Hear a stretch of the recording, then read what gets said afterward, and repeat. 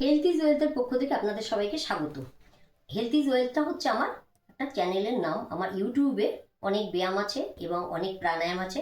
আপনারা যদি মনে করেন ইউটিউব খুলে বিভা কুণ্ডু এইটা লিখলে পরেই দেখবেন অনেক ব্যায়াম এবং প্রাণায়াম চলে আসবে। আচ্ছা, আজকে আমি যেটা আপনাদের বলতে চাইছি সেটা হচ্ছে গরম জলের উপর, অর্থাৎ গরম জলের কী উপকারিতা সেটা কিন্তু আমি আপনাদের বলতে চাইছি। দেখুন, গরম জল পান করলে আপনাদের কত রকম রোগ ভালো হতে পারে।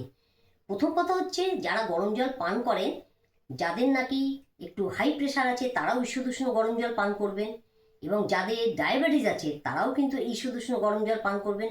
দুবেলাই পান করবেন, সকালেও খাবেন এবং রাতে শোবার আগেও কিন্তু গরম জল খাবেন। আচ্ছা, যাদের কোষ্ঠকাঠিন্য আছে তাদের ক্ষেত্রে কিন্তু এই গরম জল ভীষণ উপকারী।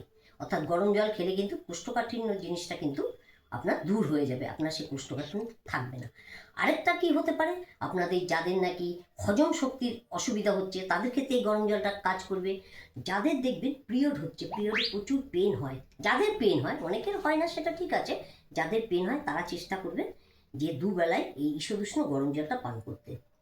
তাহলে কী হবে, তাদের কিন্তু সে পিরিয়ডে কিন্তু আর ব্যথাটা হবে না। আর যাদের পিরিয়ড হয় তাদের ক্ষেত্রে আমি বলবো ওই গরম জল পান করবেন, আর কপালভাতি যে প্রাণায়ামটা ওটা কিন্তু 10 মিনিট করে করবেন।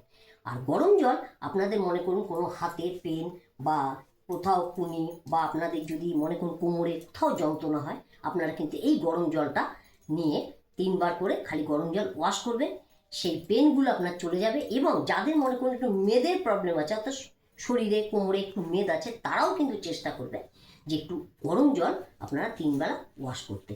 তাহলে দেখবেন এই গরম জলে আপনার পেন দূর হবে, এবং আপনার যে যা যা কথাগুলো আমি বললাম, ডায়াবেটিসের ক্ষেত্রে ভালো হবে, কোষ্ঠকাঠিন্য ভালো হবে, আপনার হজম শক্তি ভালো হবে, যাদের পিরিয়ড হয় তাদের ক্ষেত্রে ভালো হবে, এবং আপনার যে ভেতরের শরীরে যে হজম শক্তি সেটাও কিন্তু আপনার বেড়ে যাবে, মানে হজম শক্তিটা বাড়বে।